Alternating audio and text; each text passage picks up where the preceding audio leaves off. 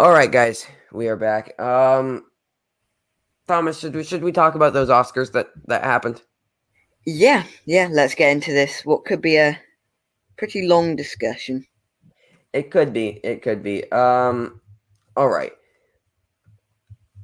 So let's just start. We won't talk about any of the short film or documentary categories because we don't You really. don't care about them.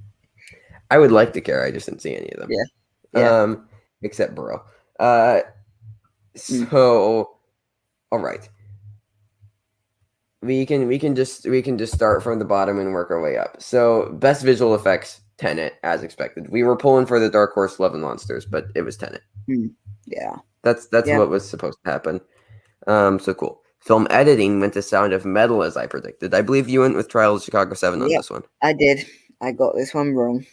Which Which, I think we were reversed because you predicted Trial of Chicago 7, but you wanted Sound of Metal. I mm, predicted Sound of Metal, but I wanted Trial of the Chicago 7. yeah, I should have gone with the one I preferred, clearly. Yeah. Yeah, but happy to see this. I thought Trial of Chicago 7 was a bit better with the editing. It's just more like snappy and fun. But Sound of Metal was a pretty geniusly edited film. Yeah. Costume design went to Ma Rainey's. I was pulling for Emma, but I knew Ma Rainey's was going to happen. It's what we both predicted, I believe. And Yep. happy to see it. Same thing with makeup and hair. Went to Ma Rainey's. Well deserved. Though I did think that Hillbilly Elegy's makeup and hair was better, if I'm being Mm. completely honest.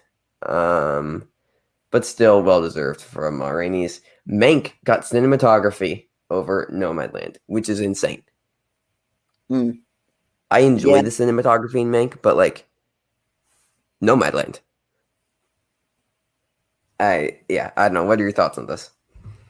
Yeah, again, this was one that from the beginning people thought it'd be Nomadland, and then as it drew closer, Mank started getting some attention. So I'm not too surprised to see it win. Obviously, I prefer Nomadland to have won, but I'm not too surprised that Mank walked away with this one. Yeah, I mean, it won the Cinematographers Guild Awards, Yeah, which was a which we big should have looked tell. at. Yeah, as a pointer. Right. I don't know. Nomadland's just so pretty. Yeah. Like every single scene in that movie could be framed as a portrait. Mm. Like, yeah, I don't know. I was definitely much preferred Nomadland. I predicted Nomadland, but I mean, at least Mank got something. Oh wait, it got something else that got production design, which I think this was Yeah. warranted. Even though I preferred The Father for production design, I predicted Mank. Mm. Um, I believe you said Mank as well on this.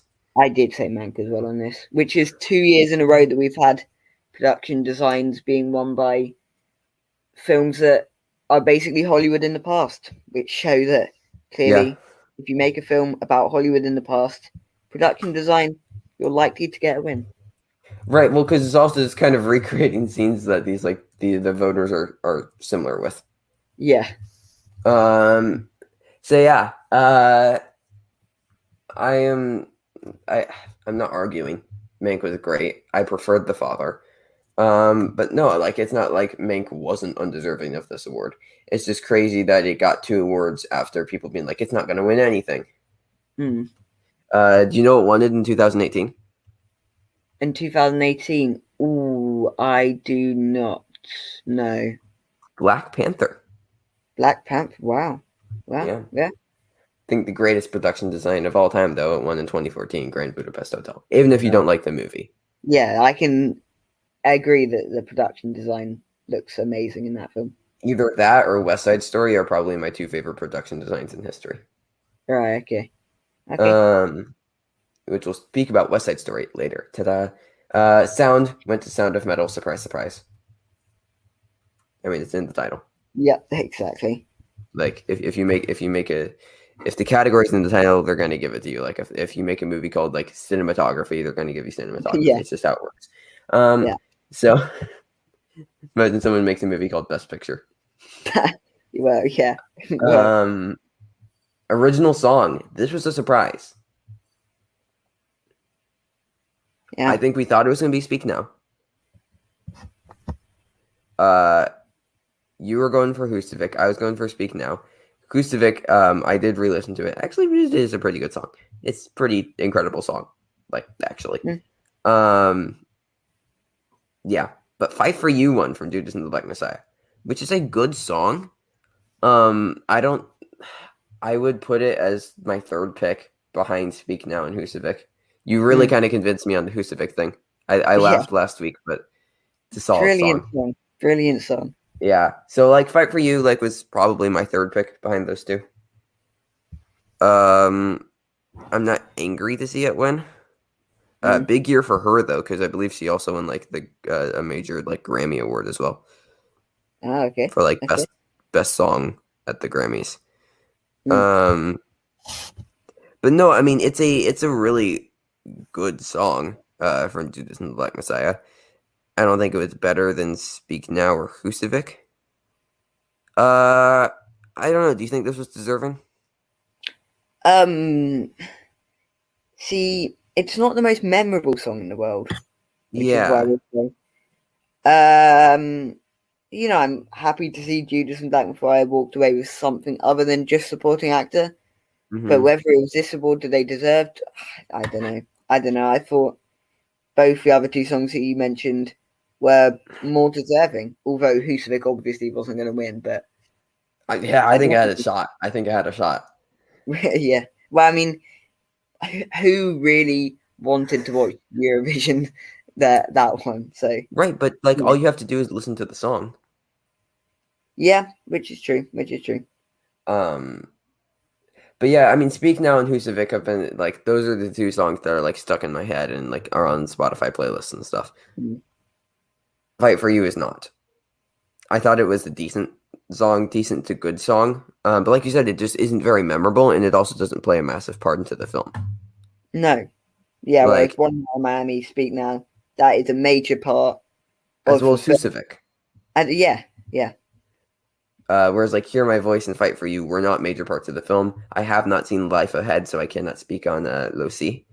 Um, but yeah, no, Speak Now and Husavik just felt like better choices. But like you said, I'm happy to see Judas and the Black Messiah get more love. Yeah. So I'm not too angry about this. Original score, Soul. Like, Yep. yeah, Fair enough. that's what else were we expecting? Nothing, because it's just Hmm. simply Soul.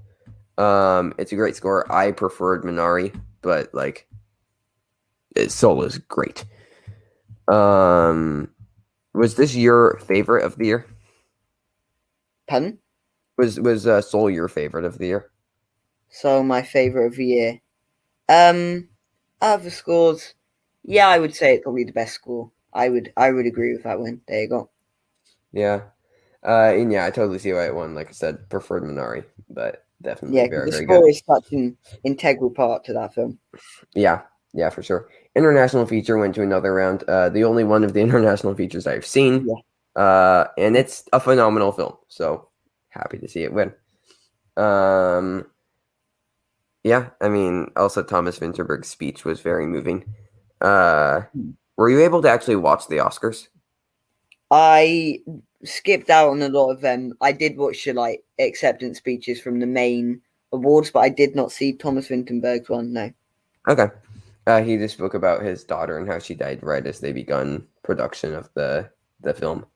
Oh, okay. Was just dedicating them to her. So it Yeah. was a nice speech. Also, they didn't play anybody off this year because they were worried that the awards would be too short, so they just kind of let people talk for as long as they wanted, Oh, okay. Fair enough. which would have been very scary last year with Joaquin Phoenix. Yeah. Yeah. Um, like odds are that he was drunk last year, right? Yeah. I would say that is pretty safe to assume. Got it. Um, Animated feature went to Soul again. No surprise. Yeah. Again, secretly rooting for Onward, but Yeah, fair play. At least the Pixar film one, yeah, because I love Pixar. So yep. Out of the main 8 awards, I got 6 of 8. As far as predictions, as far as what I wanted, I was 6 of 8 as well, I believe. Because I didn't uh, get picture and actress for what I wanted, and I didn't get actor or actress for prediction. Yeah. I think I would have gone maybe 5 of 8, maybe something like that. I'm not Yeah. sure. I've got a couple wrong though, definitely. Yeah. So adapted screenplay went to The Father over Nomadland. This is the second award that was given out. So happy that The Father won. I love Nomadland, but the Father is absolutely incredible. Yeah, Like, I was gonna change my pick to The Father as well. Like you yeah. mentioned, them wanting to spread out the love. I agreed with that point. I was gonna change it, but then just didn't in the end. I mean, Nomadland was very, very strong. Yeah. It only won, spoilers, picture, director, and actress, Mm. which is crazy. I mean, it won 3 awards, and it was just 3 of the major ones. Which is kind of crazy that I didn't get anything else, because like when it started it lost adapted screenplay, then it lost cinematography. I was starting to think, oh, maybe Nomadland's in trouble. Maybe the Academy didn't like it as much as we thought. Yeah. Especially after The Father started picking up wins, and yeah, it was interesting. But Father wins adapted screenplay. Very happy to see them spreading out the love. Original screenplay, they opened it up with a promising young woman win, which I was very excited about. Sadly, Carey Mulligan did not get actress. So thinking about it, it was kind of a long shot, considering Yeah. that just an Oscar performance. But happy to see it get adapted screenplay. I think well deserved. Yeah, I think it definitely deserves I'm sorry, something. original. My apologies. Yeah, yeah, yeah. I know. I definitely think it deserves something. And the closer we got, as you say, Carey Mulligan became a less and less favorite as we Yeah. got closer to the Oscars. Yeah, Which is unfortunately. absolutely brilliant in that film. Mm-hmm. Yeah, I'd say probably my favorite of the category. But Agreed. we'll get to actor later. Actress, sorry. Yes. Yeah. I mean it. Yeah. Like I said, we'll get to it later. Best supporting actress, Yoon Jung from Minari. So happy. So happy. She gave the best acceptance speech. Yeah, I did hear this speech. This I was want to good. know what Brad Pitt smelled like. It's the only Yeah. reason I'm here. Uh, She was like, she's if brilliant. you guys have not listened to the rest of her acceptance speeches throughout like award season, she's hilarious. Mm. She's incredibly funny. So very happy to see her win. I mean, she was fantastic in Minari. You haven't seen Minari, right? I have not seen Minari and The Father, the two that I'm yet to see. Got it. Yeah. Two two of my top 3. Yeah. Both are obviously incredible films.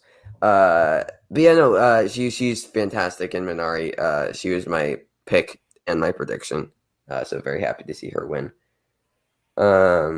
I believe you picked Amanda Seyfried, but just because you haven't seen The Father of Minari, Yeah. correct? Yeah. But we both predicted Yoon Jung. Supporting actor, not a surprise, Daniel Kaluuya swept. Also Yeah. hilarious Yeah. acceptance speech. But yeah, no, this wasn't a surprise. He's great in the movie. Yeah.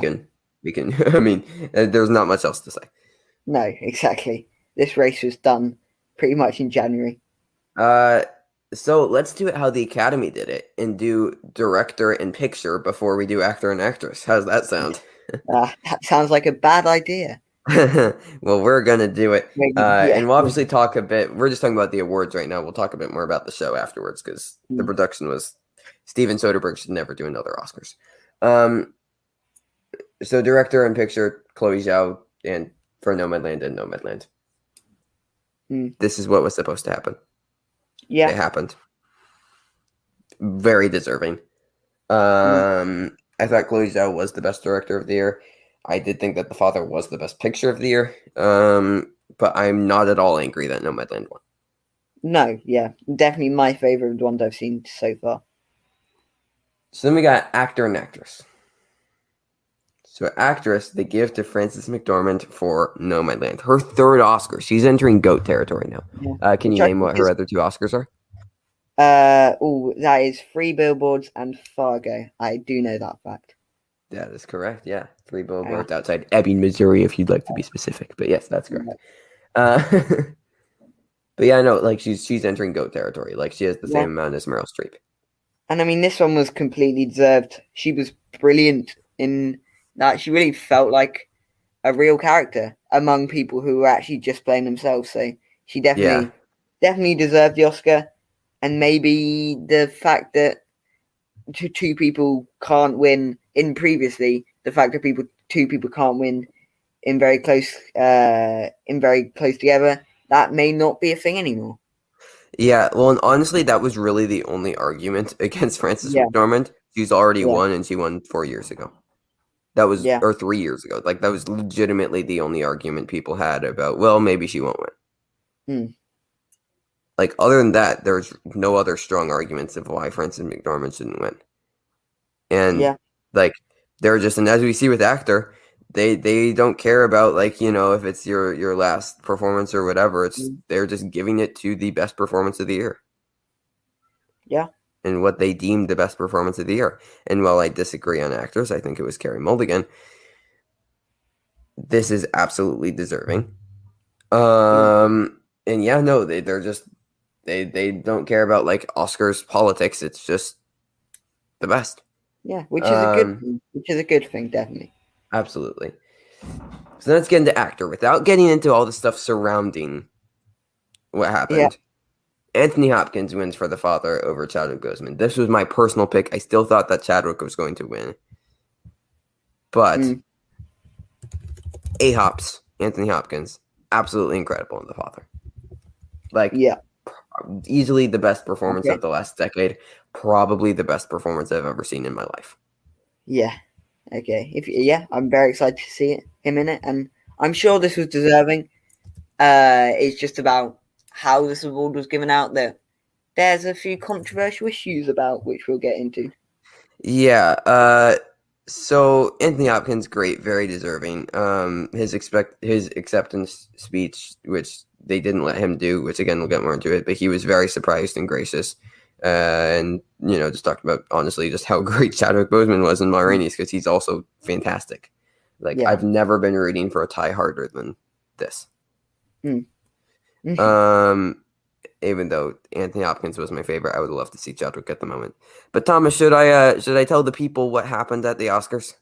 Yeah. Go for it. Even though all of the internet knows. Yes. Yeah. So probably this will be like the first time in a while the Oscars don't get a primetime Emmy nomination. Mm. Um, but yeah. So first of all, they do like director very early. Yeah. Which is Uh, funny if you want to space out the big awards. So that the middle bit, that whole bit, that's not really the problem I have the issue with. I have an issue with yeah. the end bit. They can So put director and the screenplays a bit earlier. it went downhill from the In Memoriam. Yeah. They sped through them in memoriam at like breakneck speed and then forgot about a bunch of people. Mm. Like even wasn't it? I think David Schlesinger, I believe, won an Oscar or was nominated for an Oscar, and they forgot about him. Okay. So like they forgot a bunch of people. They sped through it. The song choice was terrible. And then they went immediately from that into like they gave like Glenn Close doing the butt more time than the In Memoriam. Yeah, which is not great. Not a good look. Not a good look. Yeah, just nothing about this felt good. Adam Schlesinger, he did That Thing You Do for That Thing You Do, Oscar nominated song. Forgot about him. Yeah. Like there's a bunch of other ones. Like yeah. So after the In Memoriam, then they come out and they're like, now we're going to do Best Picture. What? Yeah. This is the first time in the televised era of the Oscars since like the 1960s that Best Picture wasn't last. The only other time was when they were giving Charlie Chaplin an honorary award, and that's how they were ending the show. But one, that isn't a competitive award, and two, you know exactly who's going to win. Exactly. Because it's a Lifetime Achievement Award. Yeah. They didn't know who was going to win this, No. and it was a competitive award. Yeah. So they do Best Picture. Chloe Zhao wins for Nomadland. Also very sad that like in a typical year, Chloe Zhao would have been able like Nomadland would have finished off with like actress, director, picture. And like it's this amazing moment for Chloe Zhao in Nomadland. Now Yeah. she's kind of like forgotten about since her director win was so early and then picture wasn't last. Mm. Yeah. So kind of feel bad for Chloe Zhao because she wasn't really able to get like her moment for making the best film of the year. Yeah, I mean, she's a brilliant director, so I honestly wouldn't be surprised if she gets another opportunity, and I hope she Right. does. Absolutely. For the Eternals. Yeah, maybe. But then we go into actress, and it's like Frances McDormand looks so weird because like she just won Best Picture, and she did her whole like Wolf Howl thing, Mm. and then she comes back out for Best Actress, and she's like, I kind of already did like my thing, so like, thanks. Yeah. Like it was so weird. So then like Joaquin Phoenix, Best Actor winner of last year, comes out to present Best Actor. Here's basically how the show ends. The Oscar goes to Anthony Hopkins. He's not here, so we accept the award. Good night, everybody, and goodbye. Yeah. That's not how you end the Oscars. So, one, the producers made a terrible mistake by banking on that Chadwick would win. Yeah. Like, you can't do that. And even if he did win, I still don't think it was the right move. Yeah, like, you could have still to had... use a Schmodown analogy, Spectacular 4, I remember them one day was like a decision they were going to make whether they were going to end with the IG Championship or the Singles Championship. You end with the Singles Championship, just like here, you end with the Best Picture. That is tradition, and it should always be that way. You should end with the biggest thing of the night. Yeah. That's just how it should work. I mean, and if Chadwick won with the third to last award, or second to last award, it still would have been a great moment. And then you get to give Chloe Zhao her moment. Like, everybody gets their moments. Mm. And if Anthony Hopkins wins like he did, then it isn't an incredibly awkward situation where you just kind of end the award on. And like Anthony Hopkins said that he wanted to, like, he offered to like zoom in or like, you know, like go in on a video camera to like do this. And they said no. Yeah. And when they said that, Olivia Colman and Anthony Hopkins talked, and Olivia Colman was supposed to give his acceptance speech. But then they said, no, we're just going to end the show. Because they clearly, like, they had no backup plan aside from Chadwick is going to win. Like, that was their only plan. They just assumed. And, like, I know Chadwick was supposed to win. But, like, Anthony Hopkins, I think, was the best performance of the year. And a lot of people agreed that he was the best. That didn't say people thought that Chadwick was the best because he's obviously phenomenal. And people saying that like it's a race thing of, you know, they gave it to the old white man rather than the black man. I think there's some validity in that, but not a lot. Like I just think it simply was Anthony Hopkins gave the best performance. Especially with like they added a bunch of younger and more diverse members to the Academy. Yeah. And some people are also saying Netflix bias against Ma Rainey's. I don't think that's a big deal either. No. So I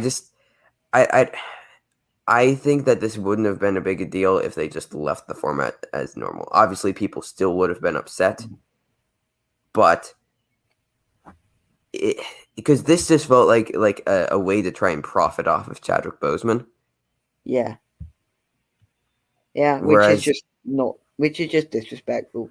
It is. If you just let Anthony Hopkins wins the Best Actor, and if you let him give a speech, and then he's able to pay respects to Chadwick, and you know say how surprised he was, like he had to do afterwards on Instagram, like just let him do that. Then it's a cool moment, and like, yeah, it just I mean, I don't know. If I was the Oscar producer, here's what I would have done. I would have done actress, actor. And then as a backup, if Chadwick Boseman didn't win, you'd have the in memoriam after the actor and then Best Picture to end it. So you could still have that moment with Chadwick, but also end with a Best Picture. Perfect. I think that would be a better way to do it, exactly. Why are you smarter than Steven Soderbergh? Yeah, That shouldn't be a thing. Mm, Not yeah. to say that you're not a smart person, but like he was hired to do this. This was supposed Yeah. to be his job. You Yeah. were not. Yeah, I should be. I should be though. Everybody were campaigning for Thomas to produce the Oscars next year. Yeah. It's gonna happen. Start Now. on Twitter now. Hashtag Thomas for Oscars. Right. Yeah. All host and bomb. So I'll just make my my JK joke and that will be funny. That would be brilliant. But overall, as far as the awards given, I'm pretty happy with how it ended up. There's really nothing I'm too upset about except for like cinematography. Yeah. Well, yeah, I would agree with that. Other than that, I'm pretty happy. I'm not upset with anything that won. As far as the production standpoint, yikes. Yeah, But that is the other part. yeah.